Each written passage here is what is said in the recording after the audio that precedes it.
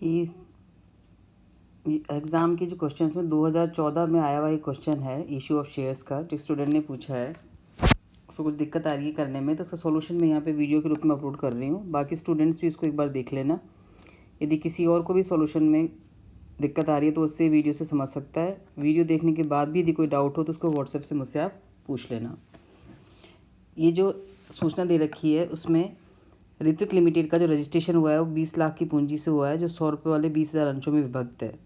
1 अप्रैल 2012 को 2000 पूर्ण प्रदत्त अंश 20 रुपये प्रति अंश प्रीमियम पे श्री राम प्रकाश को उनसे क्रय किए गए भवन के लिए आवंटित किए गए। मतलब यहाँ पे हमने राम प्रकाश से भवन उधार क्रय किया था बिना नकद दिए, जिसका भुगतान हमने यहाँ पर 20% प्रीमियम पर शेयर्स इशू करके किया है। यानी पहले हमें यहाँ पे संपत्ति क्रय करने की एंट्री करनी है, फिर उसका भुगतान हमको अंशों के रूप में करना है, और अंश जो दिए जाएंगे वो अपन प्रीमियम पे करेंगे।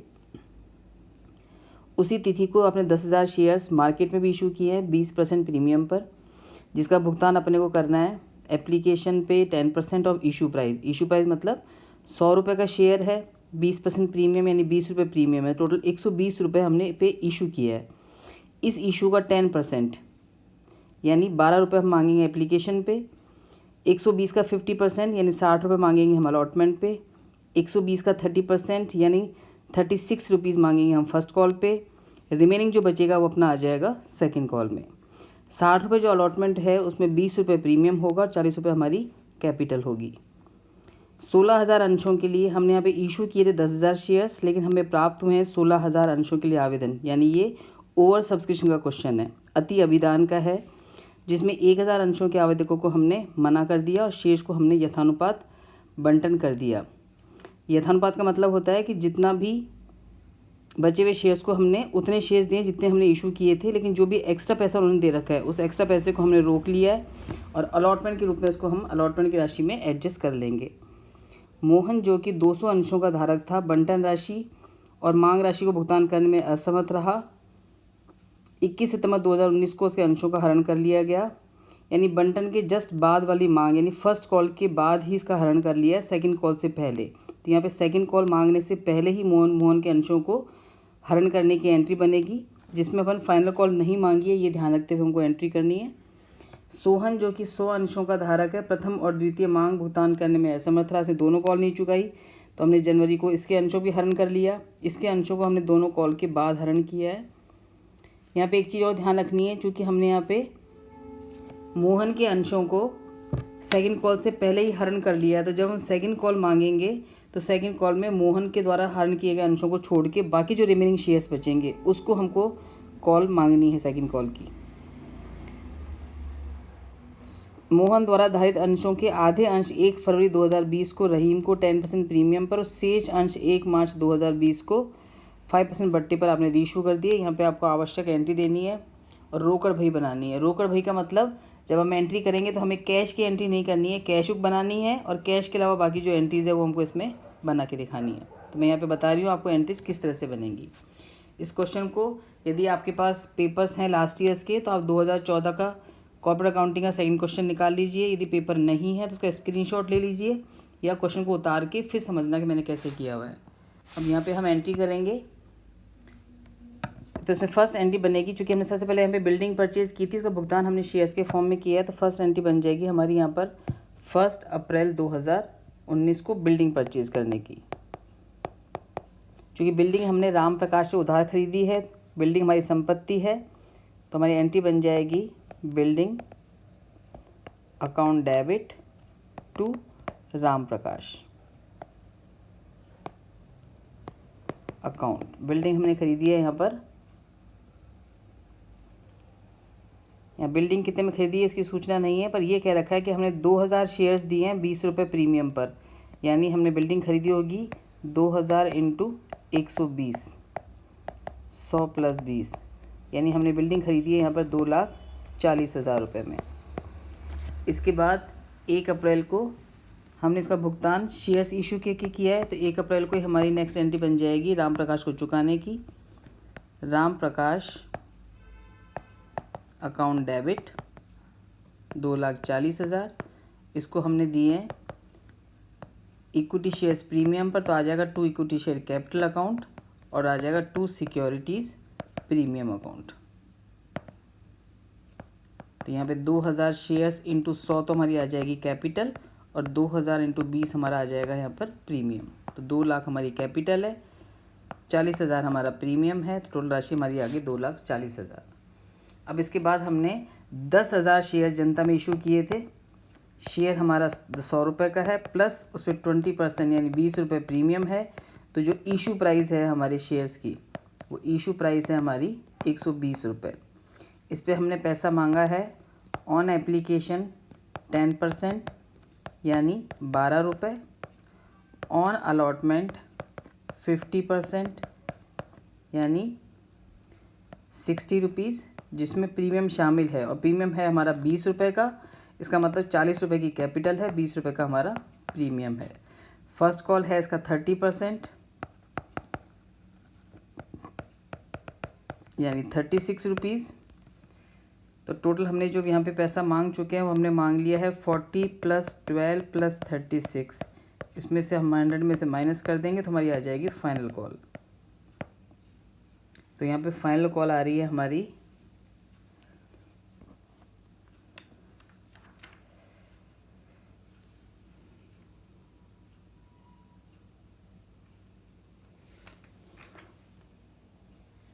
12 रुपये पर शेयर। अब 10,000 शेयर्स हमने इशू किए हैं। जो एप्लीकेशन रिसीव हुई है वो एप्लीकेशन हमें रिसीव हुई है यहाँ पर 16,000 शेयर्स की, जिसमें से 1,000 को हमने रिजेक्ट कर दिया है।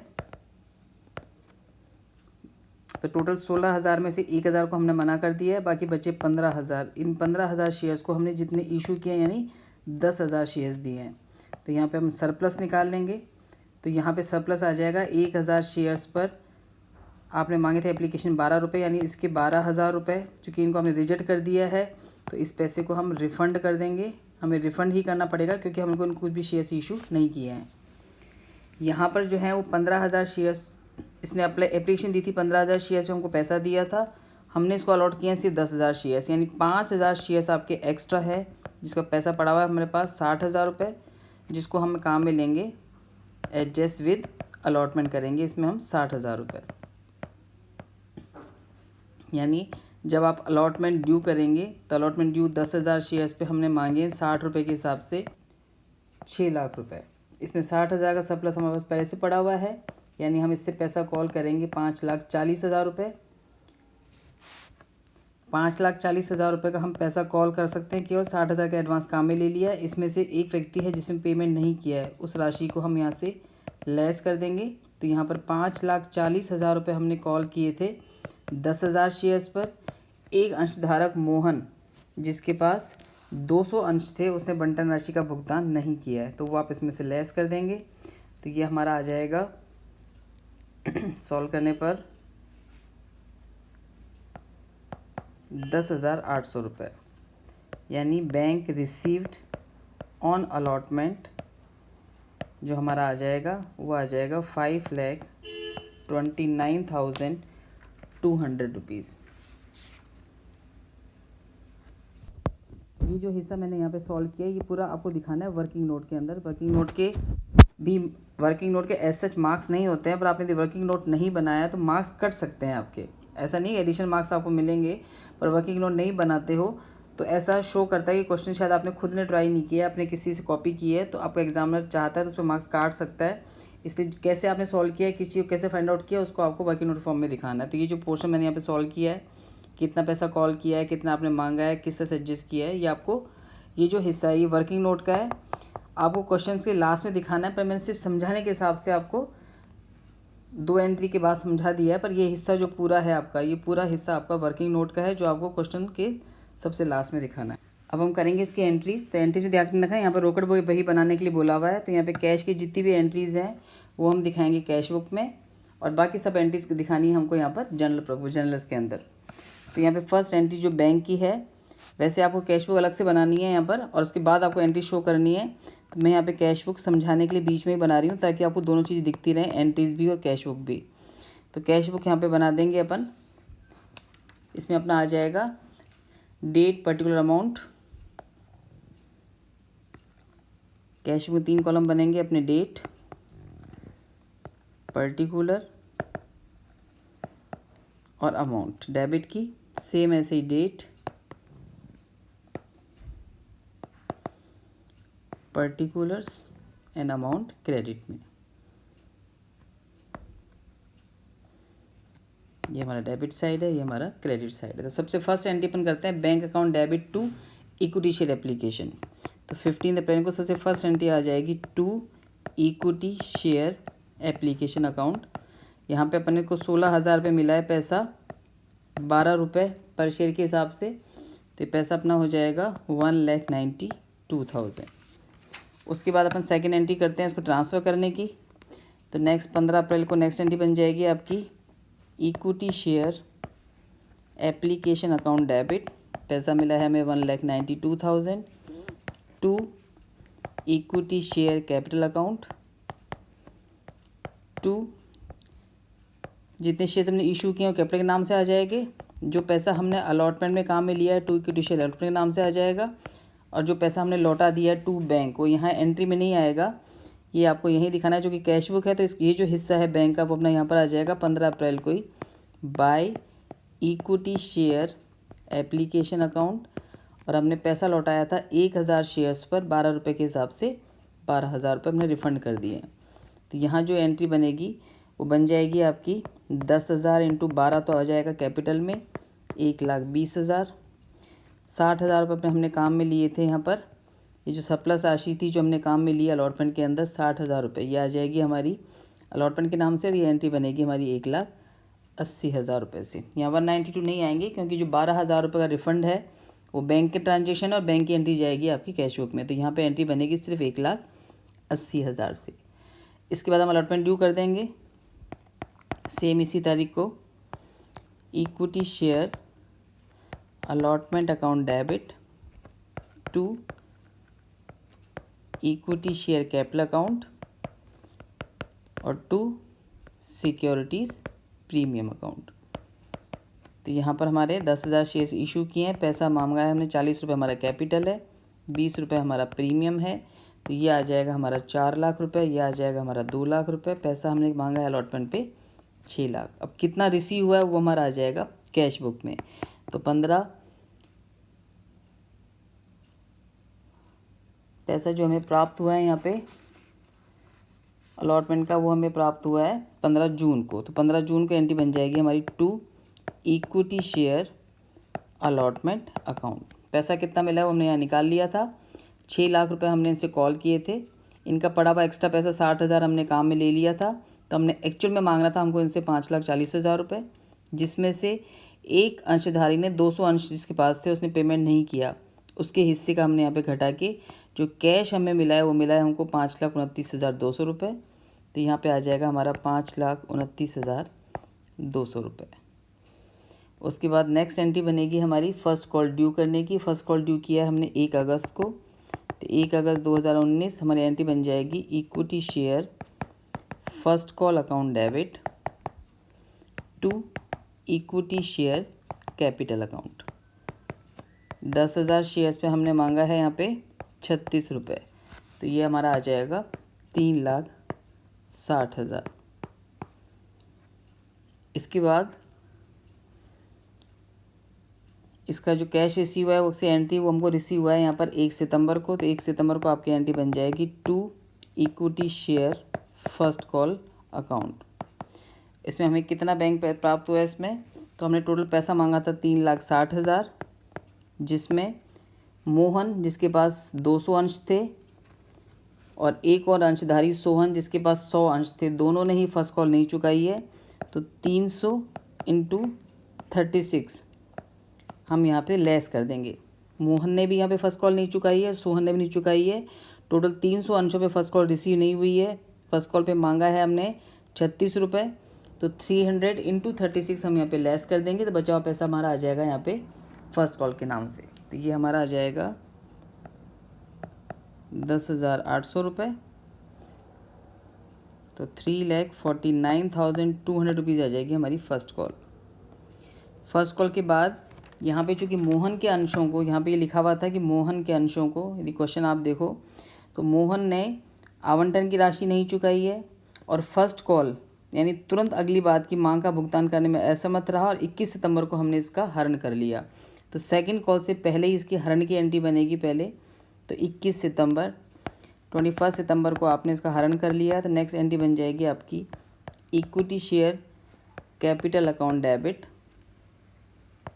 Securities premium account debit to, इसने अलॉटमेंट नहीं चुकाया तो to equity share allotment account, इसने फर्स्ट कॉल नहीं चुकाई है तो to equity share first call account, और जो चुका दिया वो आ जाएगा हमारा to share forfeited account, to share forfeiture account.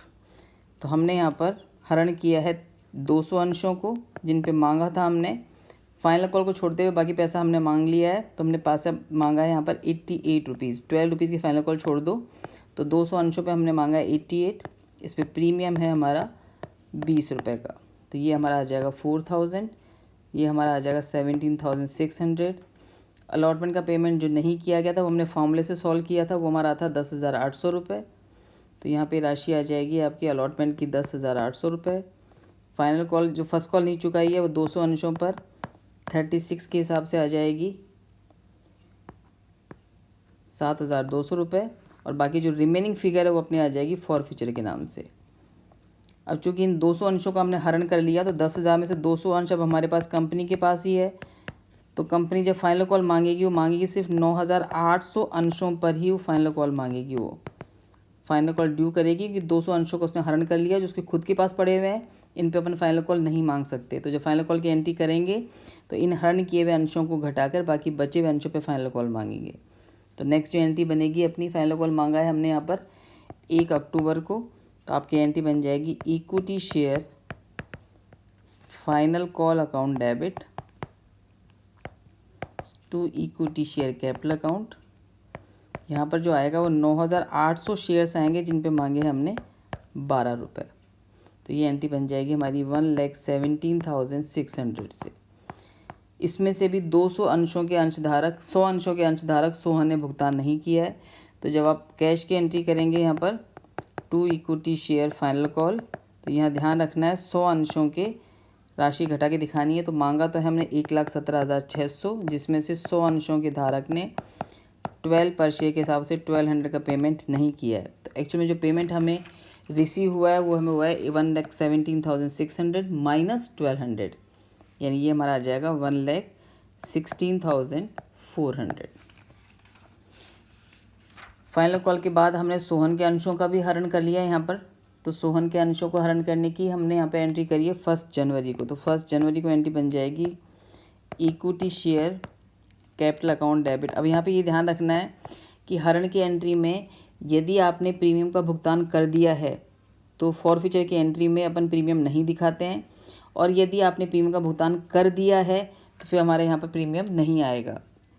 मैं फिर रिपीट कर देती हूँ, यदि आपने जिस अंशों का हरण किया गया है यदि उसने प्रीमियम का भुगतान कर दिया है तो फॉरफीचर की एंट्री में प्रीमियम नहीं दिखाया जाता है, और यदि उसने प्रीमियम का भुगतान नहीं किया है तो दिखाया जाएगा। तो जैसे जब मोहन ने हमने यहाँ एंट्री की थी फॉरफीचर की, तो मोहन चूँकि यहाँ पे इसने अलॉटमेंट नहीं चुकाया है तो उसने प्रीमियम भी नहीं चुकाया होगा, तो हमने यहाँ एंट्री में प्रीमियम दिखाया था।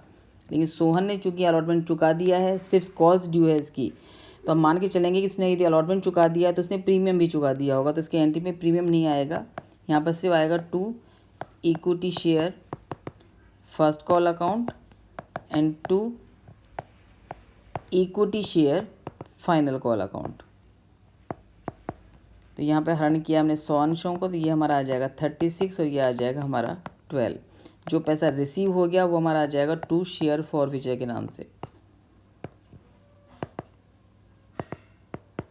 तो ये आ जाएगा हमारा 3600, ये आ जाएगा हमारा 1200। यहाँ पे चूँकि हमने पूरा पैसा मांग लिया है 100 रुपये, फाइनल कॉल के बाद पूरा पैसा आ गया है अपना 10,000, बाकी बचा हुआ अपना आ जाएगा फॉरफीचर में 5,200। अब यहाँ पे ये कह रहा है इसमें कि मोहन के जो अंश थे, यानी मोहन के जो 200 अंश थे उसमें आधे अंश तो आपने 1 फरवरी को रीइशू कर दिए हैं 10% प्रीमियम पर, और बाकी आधे आपने 1 मार्च को रीइशू किए हैं 5% डिस्काउंट पे। तो 2 बार रीइशू की एंट्री बनेगी आपकी जब आपने फर्स्ट रीइशू किए हैं इसको प्रीमियम पर, तो चूँकि एंट्री आपकी बैंक की ही बनेगी यहाँ पर, तो एंट्री आ जाएगी आपकी बैंक की कैश बुक के अंदर। तो यहाँ आ जाएगा सबसे पहले 1 फरवरी को to equity share capital account, और एक आ जाएगा 1 मार्च को to equity share capital account. अब यहाँ 2 इक्विटी शेयर कैपिटल के अलावा यहाँ पे प्रीमियम पे भी किया, तो 1 फरवरी को यहाँ पे 2 सिक्योरिटीज़ प्रीमियम भी आएगा, क्योंकि आपने 10% प्रीमियम पे इशू किया है। तो 100 अंशों को 100 रुपये के हिसाब से ये अपना आ जाएगा 10,000, 10% प्रीमियम आपका आ जाएगा 1,000। बाकी बचे हुए जो 100 अंश हैं उनको आपने 5% डिस्काउंट पर यानी 95 पर इशू किया है, तो ये हमारा आ जाएगा 9500 पर। इसको हम यहाँ पे ऐड कर देंगे तो टोटल हमारा आ रहा है ये 12,07,300 रुपये। 12,07,300 रुपये में से ये घटा के बाकी अपना आ जाएगा 31 मार्च को बाय बैलेंस CD अकाउंट। तो ये कैश बुक ऐसे क्लोज हो जाएगी हमारी इस तरीके से। फर्स्ट तो आपने इशू किया है प्रीमियम पर, दूसरे को आपने इशू किया डिस्काउंट पर। तो प्रीमियम तो चूँकि पूरा ही हमारा कैश बुक में चला गया, लेकिन डिस्काउंट की एंट्री हमको जनरल प्रॉपर में बनानी पड़ेगी यहाँ पे, क्योंकि डिस्काउंट की एंट्री बनती है यदि आपको ध्यान हो तो bank account debit, share forfeiture account debit to share capital. तो डिस्काउंट की जो राशि है वो शेयर फॉरफीचर के नाम से आती है। तो 1 मार्च को हमारी एंट्री बन जाएगी share equity share forfeiture account debit, जो आपने डिस्काउंट दिया है उतनी राशि आएगी to equity share capital account. तो यहाँ पे डिस्काउंट है अपना 100 अंशों पे 5 रुपये के हिसाब से डिस्काउंट आ जाएगा हमारा 500 रुपये। 9,500 हमने दिखा दिए हैं कैश बुक के अंदर, जो कैश मिल गया है 500 आ जाएंगे यहाँ पे हमारे डिस्काउंट के नाम से।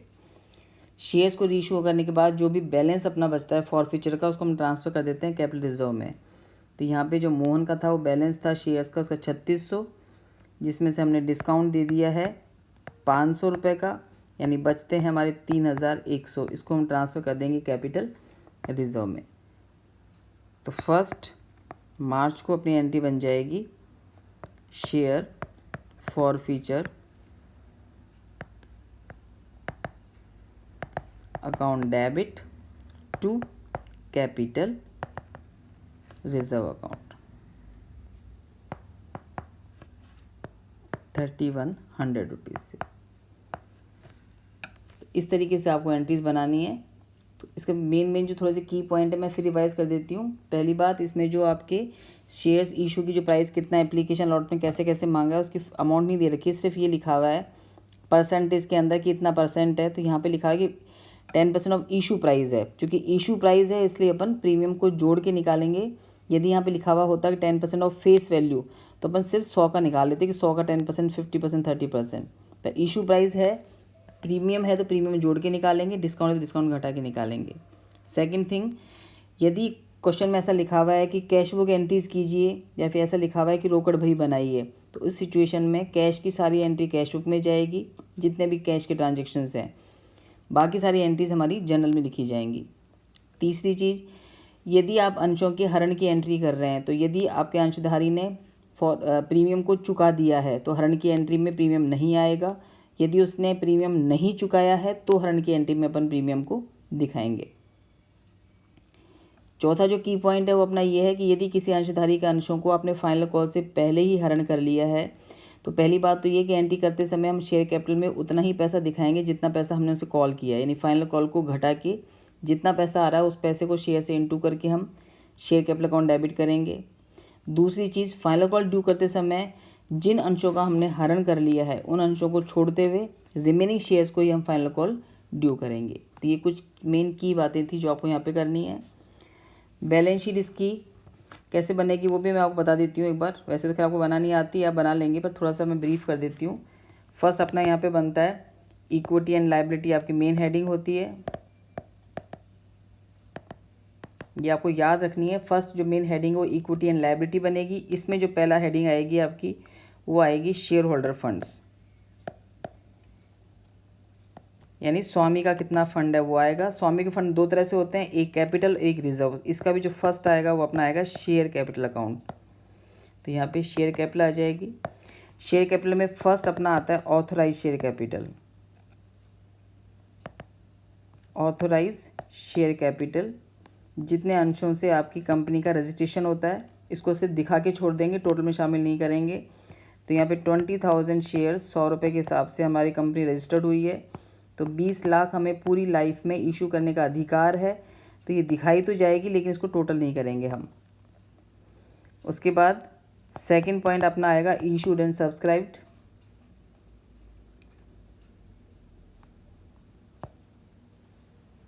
इशूड कैपिटल, तो यहाँ पे इशूड कैपिटल दो तरह से है, एक आपने इशू की थी अदर देन कैश और एक आपने इशू की है कैश में। तो फर्स्ट दिखा देंगे हमने जो दिखाई थी अदर देन कैश। तो यहाँ पे आ जाएंगे 2000 equity shares issued at the rate of 100 each other than cash. जो हमने दिए थे बिल्डिंग के लिए वो हमारे आ जाएंगे 2 लाख रुपए, ये हमको अलग से दिखाना है। और बाकी जो मार्केट में इशू किया हमने वो हमारे अलग से आ जाएंगे यहाँ पे। अब यहाँ पे ये ध्यान रखना है कि टोटल हमने शेयर्स इशू किए थे यहाँ पे 10,000, लेकिन सोहन के 100 अंश अभी भी हमारे पास हरण किए हुए रखे हैं, उसको हमने री इशू नहीं किए हैं, वो हमारे पास ही पड़े हुए हैं। यानी अपनी जनता को जो इशू कर रखे हैं वो सिर्फ 9,900 शेयर्स इशू कर रखे हैं at the rate of 100 each. तो इसकी राशि इनर कॉलम में आ जाएगी आपकी 9,90,000। इन 100 अंशों पे जितना बैलेंस हमने जब्त कर रखा है वो इसमें ऐड करके दिखा देंगे हम। तो यहाँ पर ऐड आ जाएगा balance of share forfeiture account. ये सोहन का बैलेंस आएगा ये, क्योंकि मोहन का तो हमने क्लोज करके ट्रांसफ़र कर दिया कैपिटल रिजर्व में। तो सोहन के अंश जिसका आपने हरण तो किया है पर रीइशू नहीं किया है, उसके अंशों को अपन यहाँ से घटा के दिखाएंगे और जितना पैसा फॉरफिचर का है उसको हम यहाँ पर जोड़ के दिखाएंगे। तो balance of share forfeiture account ये है हमारा सोहन वाले अंशों का। वो था हमारा एंट्री में 5,200, इसमें हम जोड़ देंगे। फिर जो फिगर आएगी वो हमारे आउटर कॉलम में आ जाएगी 9,95,200। इसके बाद जो सेकंड बनेगा आपका शेयर होल्डर फंड का हिस्सा, वो अपना होता है reserves and surplus. Reserves and surplus, तो यहाँ पे दो तरह के रिजर्व हैं, एक तो था अपना सिक्योरिटीज़ प्रीमियम। तो सिक्योरिटी प्रीमियम में अपन देखें तो सबसे पहले प्रीमियम आपका यहाँ पर आया था जो आपने इशू किया था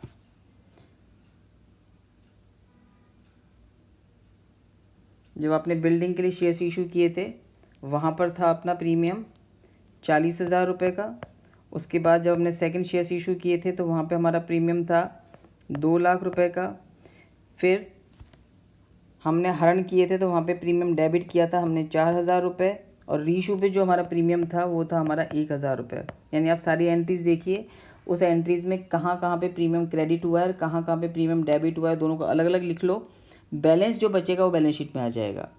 सारी एंट्रीज चेक कर लो, हर एंट्री में जहाँ जहाँ प्रीमियम आया है, कहीं आपने डेबिट किया है कहीं आपने क्रेडिट किया, तो अलग अलग लिख लो आप, इतना डेबिट किया है इतना क्रेडिट किया है हमने। तो एंट्री अपन देखें तो यहाँ पे अपने 40, 2 लाख और 1,000 को तो आपने क्रेडिट किया है और इसको हमने डेबिट किया था। तो बैलेंस जो बचेगा वो हमारा आउटर कॉलम में आ जाएगा बैलेंस शीट में 2,37,000 रुपीज़ का। उसके बाद अपने आ जाएगा कैपिटल रिजर्व जो हमने ट्रांसफ़र किया था। मोहन का बैलेंस वो था हमारा 3,100 रुपये। इन सबको जोड़ देंगे,